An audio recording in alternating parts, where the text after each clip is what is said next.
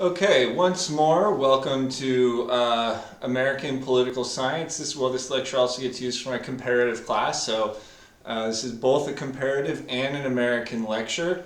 Notice the title of this lecture, The Rules That Matter, right? So remember from my first lecture, we talked about the different kinds of political science, and I said one type of political science is institutionalism. Institutionalists, they like to look at rules. So the basic insight here is that rules matter, okay? Rules matter. What is an institution? Well, an institution is largely the rules, right? I mean, this is the sort of insight that institutionalists have. It's not about the people who are sitting there. It's about rules like how do you get elected? How do you make decisions? These are the rules that make up an institution. Let me give you, before I get into the political part of this lecture, let me just give you a brief analogy for how rules really do matter and how they shape behavior, right? Rules affect behavior. Rules determine outcomes, is what political scientists, the institutionalists, like to say.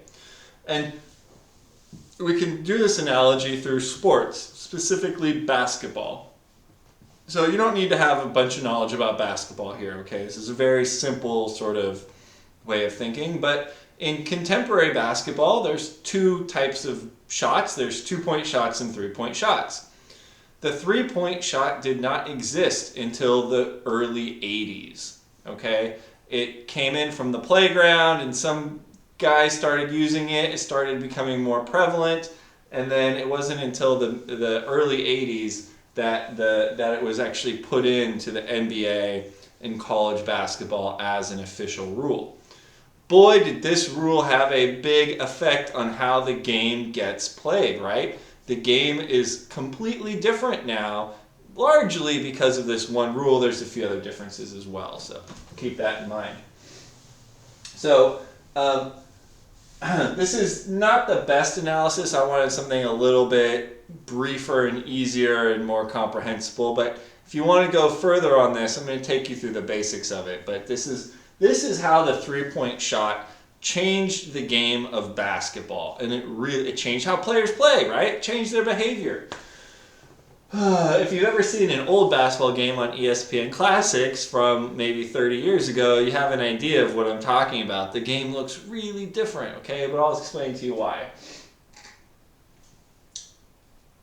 The 3-pointer really changed basketball because it meant that teams had to defend over the entire court.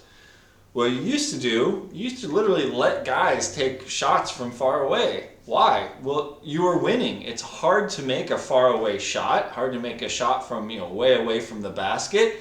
So go ahead, take your chances, take a 30-foot jump shot if you want. And you'd see guys just kind of like, go ahead, take your shot. And you'd kind of lay back and let them do that. It also forced all your defense closer to the basket because obviously it's easier to make baskets closer in, right? The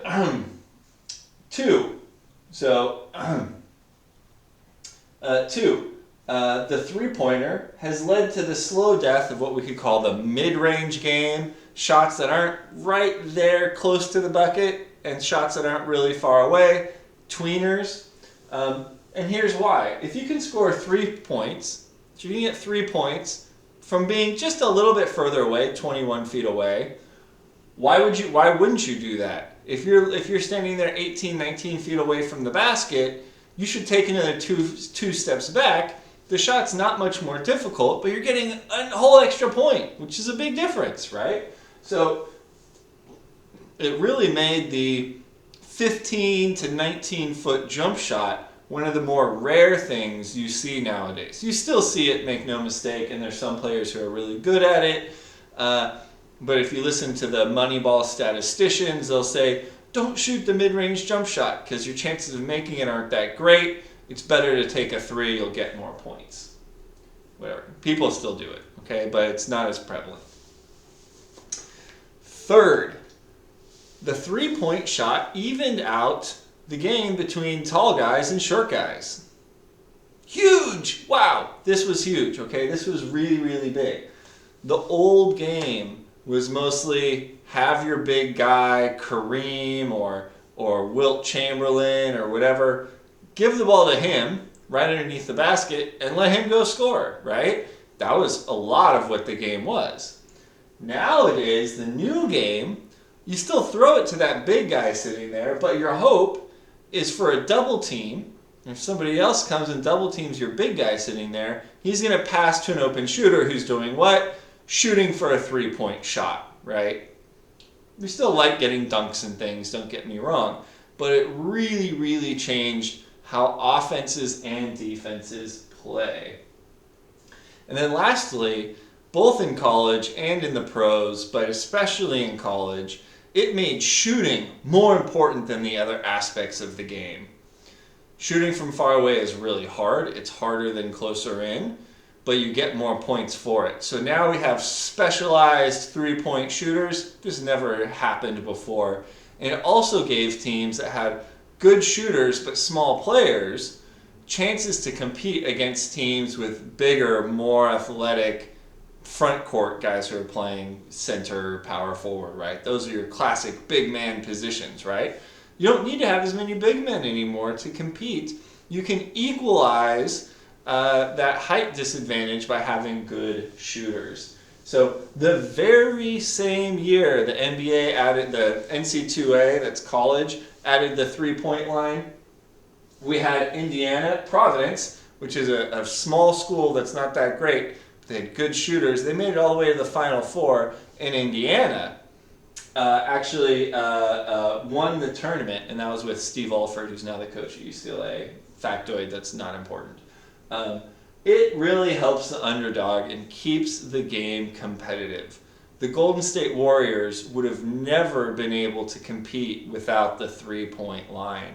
Think of how important that is to them with Steph and Clay, the Splash Brothers as they call it. I'm a big basketball fan. So, okay, let's take a look at politics, right? So I just gave you this really interesting demonstration. Here's an example. Here's an example from sports. We changed the rule, and then look at how the rule changed behavior all the way down the line, okay? We're going to see the same thing here in this lecture with politics. And you should remember this from before, but now I'm going to give you all the rules that matter, okay? And some of them you already know, some of them are brand new to you, okay? Okay, remember, rules affect behavior or rules determine outcomes, right? I'm going to say it over and over and over again. This is critically important. So let's start with our first look at the Electoral College, right? And we already looked at this one, so I'm not going to follow the link particularly, but right, remember fewer states are determining the outcome of presidential elections, and look at how the rule affects behavior.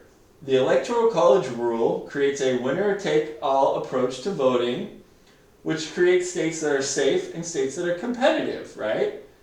Competitive states we call swing states. This changes how politicians behave. They campaign where it matters, right? Remember, politicians, this article shows, they spend the vast majority of their time in states that are competitive or swing states, not in states like California, which is, going Democratic no matter what. So that's our first rule, right? Electoral College. It affects where politicians go to campaign. It's an important rule. It's the same one I used as my example in my first lecture, so returning to it is very important and helpful. Let's take a look at our second rule. Our second rule is presidentialism versus parliamentarism, okay? These are two of the main ways of doing democracy, how democratic institutions do stuff. Presidential democracies like the US, the executive is independently elected by the nation as a whole. In a parliamentary democracy like England and Canada, the executive is elected by the legislature, not by the people, right? So we have a big election, we all go out there and we blah, blah, blah. What happens in a parliamentary democracy, you have a big election, you all go out there, you vote, but the way it works is you don't vote directly for a prime minister. You vote for whatever candidate you prefer, whichever party you prefer. You vote for that in regular election, like you're voting for Senate or something. And then when all those people who are elected get to the Congress, the Senate, well, in parliamentary regimes, they just call it parliament, right? You get to parliament, and whoever was the number one, whichever party got the most votes, their leader, they vote their leader to be prime minister, okay? So it's an indirect electoral mechanism. And the prime minister, who's your executive, he actually sits in parliament, right? So you have it'd be like having your president sitting in the Senate. Very rare, right? I mean, well, it wouldn't happen in the United States, but it's very common worldwide. So it's not actually rare. It's maybe slightly more common than presidential democracy. But he actually sits in parliament. It looks like this. This one's a little bit fuzzy. Notice here, however, citizens, and you have one vote for the legislature and one vote for the president, right? Here's where all authority resides. You vote for the legislature, and then you vote for the president, and then frequently they fight. In a parliamentary regime, here you are, citizens. You vote for the legislature. Once they get there, they vote for an executive, and he's called the prime minister, okay? Notice, just look at this. It's like a flow chart, okay? Very simple, easy way to make sense. But how does this affect behavior? Well, let me take a couple basics first, but, well, there's some behavior on here. First, presidents get veto power. A bill comes through they don't like, they can say no. Prime ministers don't have veto power. Why? Well, because they're sitting there in parliament. They don't need veto power. Nothing happens. No bills get passed unless they like them to begin with, right? They're the leader of the biggest party in parliament. That means they lead parliament. No veto power. Why would you want it? You're going to veto your own law? What kind of crazy world is that, right? No veto even necessary. Conceptually, it's not even there.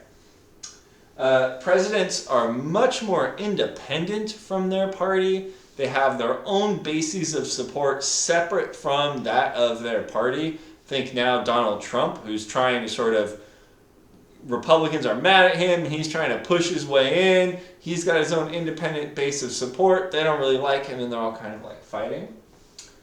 Whereas in a parliamentary regime, if you're prime minister, you really have to be kind of a team player. You only get there because the other people in your party like you. You can actually be kicked out of office if they vote you down, and so they can just kick you out at any point, honestly. Let's see. Presidents can, right? Part of being independent is that they can get mavericky. That was Sarah Palin from years ago. She sort of said, me and John McCain are going to get mavericky. And people made jokes about that, so that's my Palin joke. But the presidents can disagree with their party on important issues, right? That doesn't happen in parliamentary regimes. You don't have that type of disagreement between the leader of the nation and his party. One good thing about presidential regimes is that there's this very sort of clear line of authority. We voted for the president. He's our guy. He should do it. Whereas if you notice here, the line of authority with the legislature in between, I mean, it's not that hard. It's not, we're adults here. We can figure this one out. But it is nice that presidentialism has this very sort of nice line of authority. Parliamentarism, in decision-making in parliamentarism is usually a little bit more consensual, even if you're not one of the parties that, you're not in the majority party who has the prime minister and gets to do whatever they want pretty much. Your interests are still usually taken a little bit more into account, whereas in presidential systems, sort of party line votes are really, really common, and a little bit more winner take all. This is language that gets used a lot. Divided government is very common with a presidential democracy. Why? Legislature, president. If those are different parties, then we have what we call divided government. So it's Republicans and a Democrat, Obama, and they're up there fighting. The Republicans go, cut the budget, and Obama goes, no, no, no, no, no, and then they fight about it. Over here, that's never going to happen, right? The legislature is Democratic. Obama's the prime minister. They're not going to go to him and say, cut the budget. They're going to go to him and say, hey, like, what should we do? Let's raise taxes. Yay! So no divided government for a president, no divided government for a parliamentary regime. We'll maybe talk a little bit more about parliamentarism later, but this is a really important difference, and this very strongly, notice how it affects behavior. Presidents get to be more independent. That's a really big thing. Divided government actually happens. There's no chance for divided government over here, okay? Sometimes we'll have a coalition government, that sometimes happens, but that's different than divided government. So that's our second rule, okay? Presidential pres-parl. Presidentialism versus parliamentarism, that's our second rule. This is our third rule. Our third rule is going to be a bit harder. Our third rule is going to be a bit harder for y'all to really comprehend. I had to just get my tea. Because, if pres-parl, you're probably not used to that. Fair. This type of electoral system, you're really not used to. But when we vote, democracies actually have different ways of counting votes and different ways of actually voting. There's a lot of different ways, but the two main ones, the only ones I'm going to talk about, the two main ones are what we call single member plurality, and the second one is proportional representation. Okay, I'm going to take these one at a time, and you'll show you one at a time and show you the effects here. So first, single member plurality. This is how we vote in the United States. So you should be relatively used to it, okay? So when you think of voting, this is what you're thinking of. You're thinking of single member plurality districts. And the basic idea is this. What do? You divide the country into 435 different geographical areas called districts, okay? We call them districts. And in each district, you have candidates who run against each other. Candidates are affiliated with parties, but you vote for the candidate, not for the party, so you get some, party switching and stuff like that. Whoever gets the most votes in that geographic area gets elected to go sit, in this case it's the House of Representatives, 435. If you've ever seen Colbert, when he used to do the Colbert Report, he would do know a district, and he would have wacky people from the middle of nowhere on. They were elected using this, right? That's why it's know a district. This is the guy from this district. For proportional representation, very different way of voting. You do not divide the country up into a bunch of little geographical areas. Rather, you leave the country as one big geographical area, and everyone votes. You all get to vote, but you vote for a party, not a person. So you vote for a party under proportional representation. All the votes get thrown into one big pile. So we all just vote, and then what happens is the percentage of total votes equals the percentage of total seats. So if France use a proportional system. If the Conservative Party gets 30% of the vote, they get 30% of the seats. Simple as that. In a system of district elections, you could theoretically get 30% of the vote across the entire nation and end up with 0 actual seats in Parliament. I'll explain this in government, okay? Percentage of votes equals percentage of seats.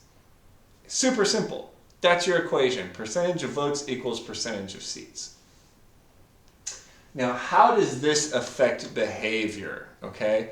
It affects behavior in a very profound way. Maybe I should have started with this rule because it's actually easily one of the most important rules we have in political science. I mean, this rule, how you vote, affects so many things. We're not even going to cover all the things it affects, okay? It affects a lot of things. But let's take a look at some of them.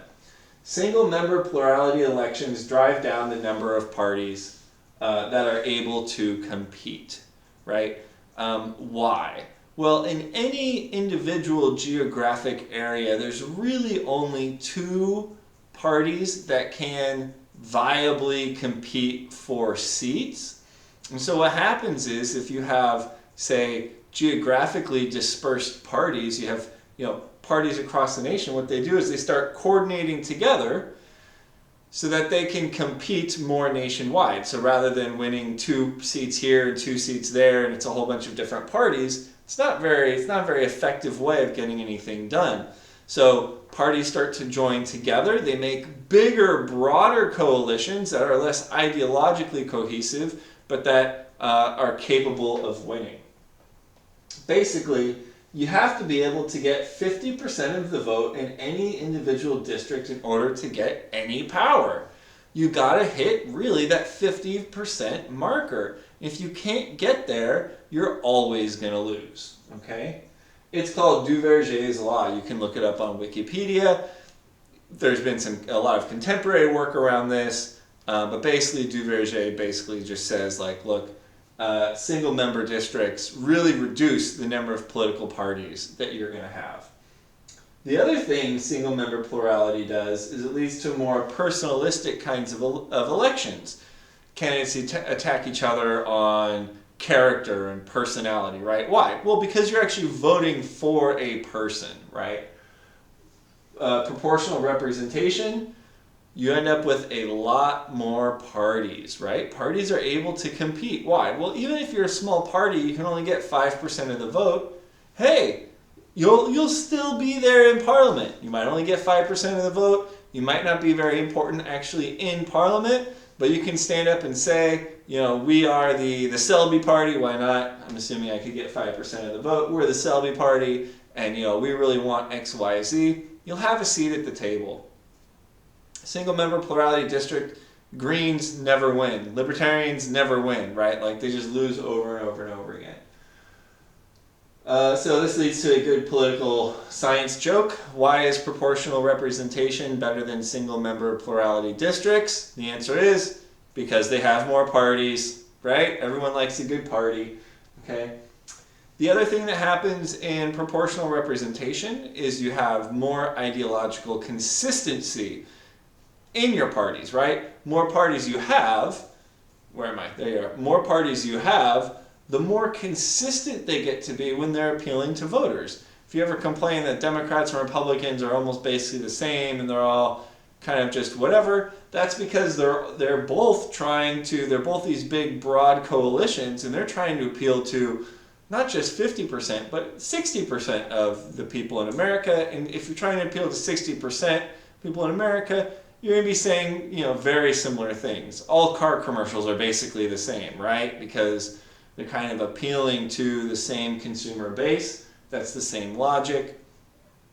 So with proportional representation, you know, you get not just a left party and a right party, but you'll get, you know, Liberal Dems in England, which are kind of centrist party. Green Party actually has a chance to win. There's a Scottish National Party. They win some elections, although in England it's a parliamentary system. But you know, the point is, it opens up, proportional representation opens up to a lot more parties. Okay. Yeah. Now, there's a lot of action when we think about rules number 2 and 3 together, right? So we have pres parl as one choice, and then single member plurality and proportional representation as the other. And it looks like this. If you have single member plurality and a presidential system, you get 2 parties pretty much, period. That's the US. Okay, the US is a perfect example of this. We could change either one of these things. If we went to a parliamentary regime, we would definitely have more parties. If we got rid of our single member plurality, we would definitely have more parties. But the two together make it pretty much impossible to have a viable third party. We have third parties, they just lose, okay? So political scientists have this notion of viability. Don't worry about that. If you have single member plurality and parliamentarism, you'll have a couple more parties. Usually 3 is the sweet spot, but if you look at Canada, they kind of have 4, and usually they kind of rotate. One party really loses a lot. One party will lose one election, hardly get elected, then they'll come back, 4 or 6 years later and do really good, and someone else will be down. So Canada really has about 4 parties that matter. But at any one time, it's about 3. England, sort of similar scenario. You always have the liberals and conservatives that are doing their thing. But then you have the Greens, the Scottish National Party, and the Liberal Dems, who alternately seem to have more or less electoral success. So usually about 3 parties that are kind of doing pretty good, but a couple more on top of that that might come and go. If you do proportional representation in parliamentarism, you have a lot of parties, okay? France, Israel, places like this, you know, they have sometimes 6 to 8 different parties that all earn seats in the parliament. It's important to remember here, though, that most of those parties are pretty small. So you have take France as an example, you have socialists and conservatives. They're your 2 main parties year in, year out, right? Like they almost always win a majority. But then you have lots of other parties on both the left and right. You have like the Leninists, and then you have like the Maoists, and you have all these sort of lefty parties that keep fighting with each other, and they get, you know, 1 or 2 guys into the French Parliament, but they're happy they're there. So even if you have proportional representation and parliamentarism, you get the most parties with that. But even if you have that, you usually have 2 major parties and you know, a host of minor parties. But depending who you ask, it's good to have those minor parties there. I think it's probably good, but doesn't, you know, it's not too much here or there. And then there are some proportional representation with presidentialism democracies. This is the rarest of our 4 sort of selections up here. So the first 3 are pretty common. This last one's less common. Sometimes you end up with just 2 parties. Sometimes you end up with a lot of parties. So this one, the rule is a lot harder to sort of nail down. There's a lot of factors involved, such as how big is your country, other types of things like that, how ethnically divided, right? So that depends a lot. And then, like I was just saying, in all systems, there's usually 2 major parties and then maybe some minor parties. So you never really get outside of, there's a conservative and a liberal party. That's what it's like in the United States. But you might get some smaller parties on the you know, further left or further right, or even some centrist parties that are in the middle. Okay, so that's rule number 3. And notice how that really affects like behavior, right? How many parties do you have in your democracy? Wow, that's like a pretty important effect on behavior. And then also the personalistic stuff, all of that. You want to pay attention to all of that. So rule number 4. Citizens United. This was a ruling of the Supreme Court, so this was judicial review. We covered this in the basics lecture, right? We talked about judicial review. But this one ruling has had a very, very strong effect on how our political life takes shape. Specifically, there's a lot more money in politics now than there used to be, okay? Citizens United, so you can, you know, go check out this link. This link is actually very helpful, so you really want to check out this link. Citizens United did not create PACs and super PACs, but it basically made them completely unregulated. Okay, so we already had, PAC stands for Political Action Committee. We already had a good amount of political action committees, a lot of political action committees that are an important part of what was happening in elections. But basically the Supreme Court said, no more donation limits to these PACs. And so before we had donation limits, now you can just give literally as much money as you want. What this means is that 1, PACs and super PACs can raise unlimited amounts of money. It's a lot of money. They just raise. And 2, we generally speaking have virtually no idea where the money comes from. Let me look at this chart. Pre-Citizens United, post-Citizens United. So Citizens United was right here in 2010. This is campaign spending. Look what happened in 2012. And this dark green line is independent expenditures, so that's your PACs. That's a 350% increase roughly in outside spending in just 2 years. And the 2014, this is a chart from the beginning of 2014. So, you know, in January 2014, there was at that point not very much campaign spending. You know, but that's just because the chart was done at the beginning of 2014. How does this affect behavior? Well, we already have the more money, dark money. Obviously, that's a big effect on behavior, right? Politicians have to spend more time raising money, so that's affecting them as well. So campaigns can raise and spend a lot more money. This in turn increases the importance of big donors who can throw millions or even hundreds of millions into the political process. If you've ever heard of the Koch brothers, it's spelled K-O-C-H, but it's pronounced Coke. Billionaires who throw lots of their money, then you know what I'm talking about. So in total, the Kochs hope to raise and spend $900 million in 2016. Read it. 900, that's so much money, it's just ridiculous. It boggles my mind, this one. I mean, okay. There are also actually some unintended consequences of Citizens United. So I just want to take us through these as well, right? The money stuff should be pretty simple, but this has actually affected other things as well. One of the unintended consequences of Citizens United has been a marked decrease in party discipline, especially of the Republican Party discipline. Party discipline equals everybody voting the same way, right? So are we all on the same page? Are we all voting the same thing? Why?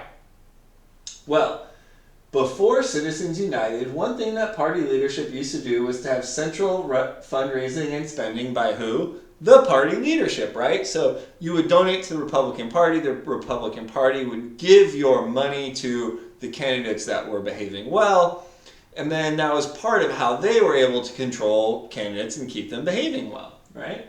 So that meant that if a politician was thinking about voting against something the party wanted, right? I'm going to go my own way. I don't care that the party leadership wants me to vote for X. The leadership, what they would do is they would threaten to withhold money in the next election.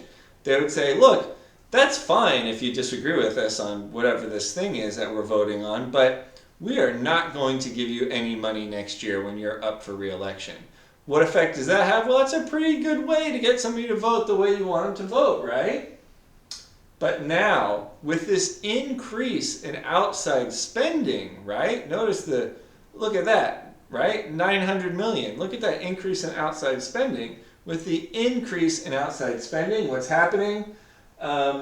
Instead of leadership coming in and saying, vote this way or you're in trouble, it's outside groups that walk into politicians' office and they say, vote this way or we'll give the money, vote this way or we'll give the money to a competitor, right? Do you want the money or should we give it to someone who's going to run against you, politician X?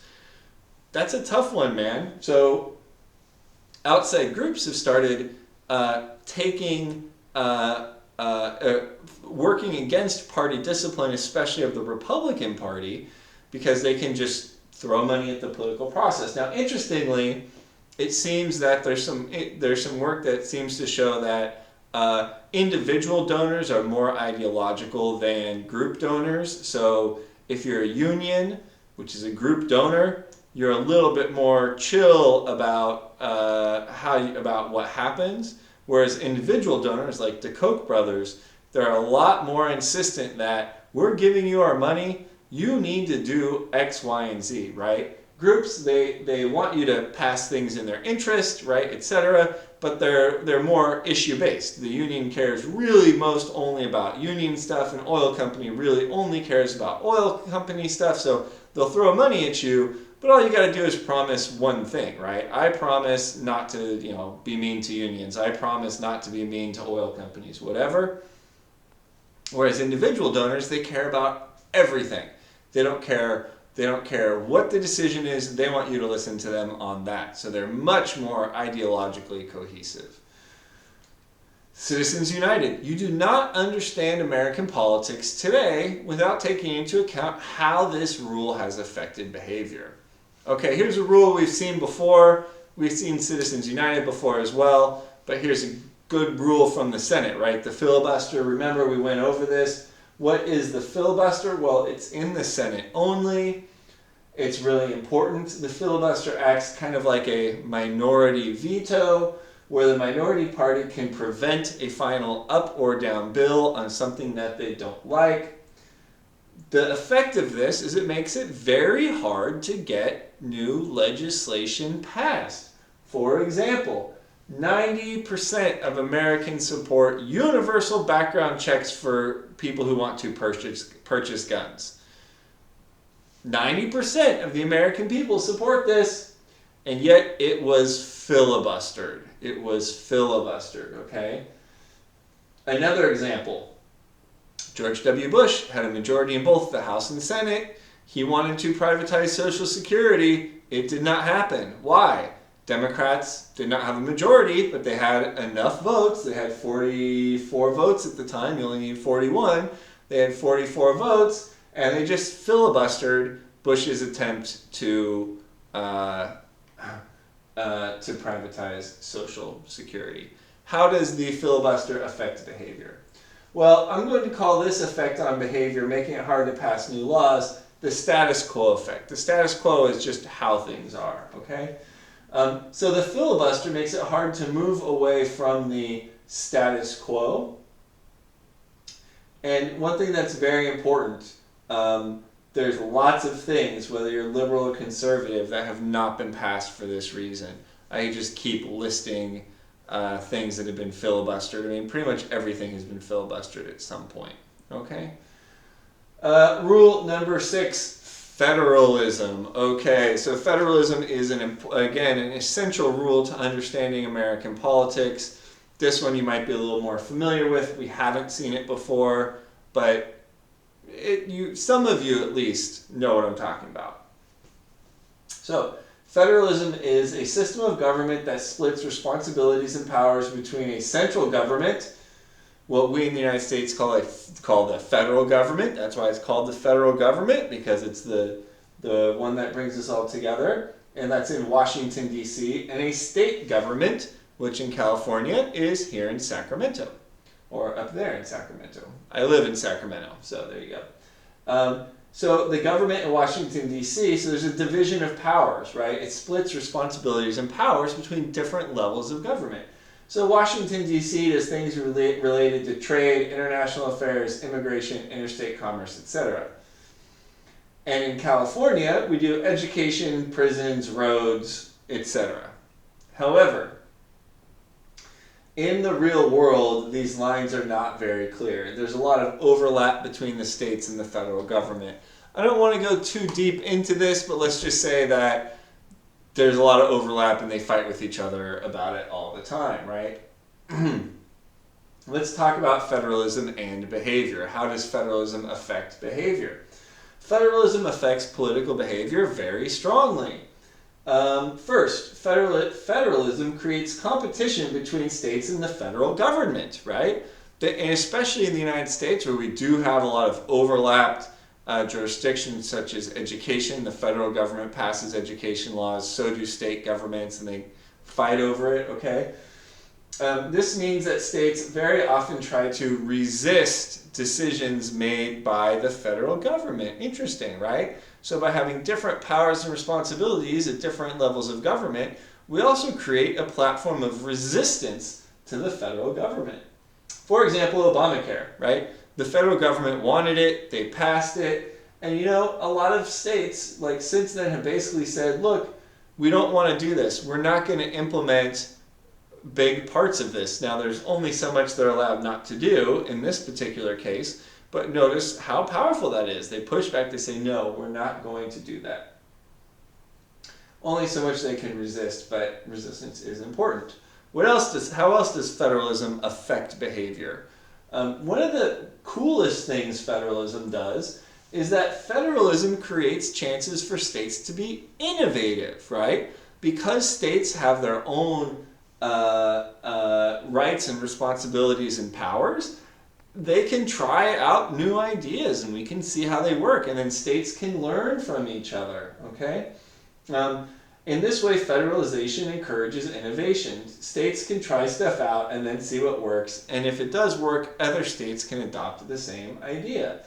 Let me give you another example. Obamacare, right? Just use the same example again, which in this case totally works. Why?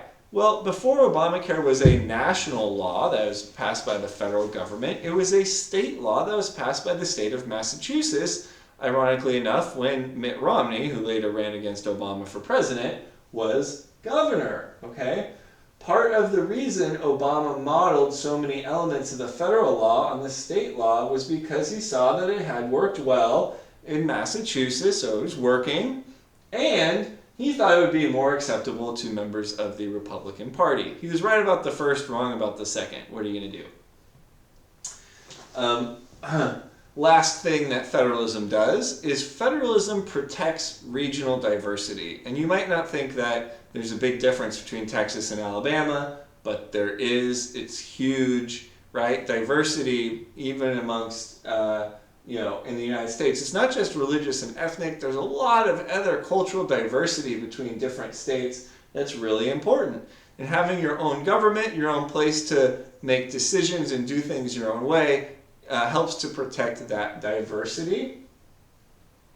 Just think about this. Imagine if California and Texas had to agree on education and guns and everything. Like, we'd be in big trouble, right? That's going to be a hard negotiation. Okay, so federalism then also protects diversity. Rule number 7. This one's an easy one, so if some of those other stuff took a little bit of time, that's fine. But let's take a look at rule number 7, bicameralism. All bicameralism means is that our legislative branch of government is divided into two, the House and the Senate. All laws have to go through both. Some places are unicameral, only have one, but they have both. And, well, how does this affect? It creates a kind of bargaining effect where the House says, well, we want to do this, and the Senate says, no, we want to do that. And they get together and they have to literally bargain with each other and find something that would be acceptable to acceptable to both parties. Excuse me. I've been lecturing all morning. This is my 3rd video of the day. Rule number 8, judicial review. We've already covered this one in the 3 branches lecture, okay? But what's most important here is, remember, judicial review allows the Supreme Court to overturn laws if they think they don't adhere to the U.S. Constitution. Look at my handout online. It's up there. It's just brief summary of the Supreme Court. But basically the moral is the Supreme Court can have a huge policy effect by being able to overturn laws. I call this is just my word here, I call this the wild card effect, because quite frankly, we don't always know what the Supreme Court is going to do, and so there's this whole sort of like watch and wait and see what the ruling is, and it's kind of like you're flipping the card and what's it going to be? So it's a wild card effect, right? Like, we don't know how they're going to rule. And take a look at some of the big, huge cases the Supreme Court will look at this year. Here you go, they're right here. But I mean, like, big stuff. One thing that Supreme Court could do basically is really hamper union rights. There's a big court, big case, but that would be such a huge change. Something like 18% of Americans are in a union. If you really change how unions work, in this case making them weaker, you're really going to be affecting, well, somewhere around 70 million people's lives just with that one ruling, right? Yikes. Okay, Supreme Court, got it. Last one that matters is the presidential veto. Again, we've already covered this. I started with some of the harder ones exactly because they're harder and they take a little bit more time, but the presidential veto is a hugely important, essential rule to American government, right? Remember, all bills that make it through the House and Senate must be signed by the president. If he doesn't like the idea, he simply vetoes the bill. He can also refuse to sign, but then the bill also fails. Usually, however, really important, you don't see presidents veto bills because they issue a veto threat. And so if something's happening in the Congress that the president doesn't like, he'll say, I issue a veto threat. Congress will say, oh, okay, President, what's your problem with this bill, right? You issued your veto threat. That means there's something you really don't like about this. Give us a heads up now, and we'll try to fix it so that you won't veto it. And then the president will say, take out this, take out that, or you're doing this, that wrong. And they'll negotiate with each other to try to find an acceptable compromise. So the veto is incredibly important, but you very rarely see actual vetoes. Obama actually has only had like 4 or 5 vetoes in 7 years. So you very rarely see actual vetoes, and increasingly rare to see actual vetoes, but you do,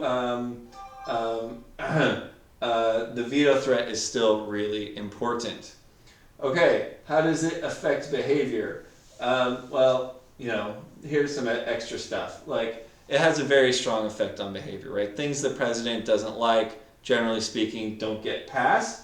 But you do sometimes have overrides of president vetoes. This is just a list of them. It's not the most exciting list ever. And you also have this interesting news article here on how vetoes are less and less common nowadays.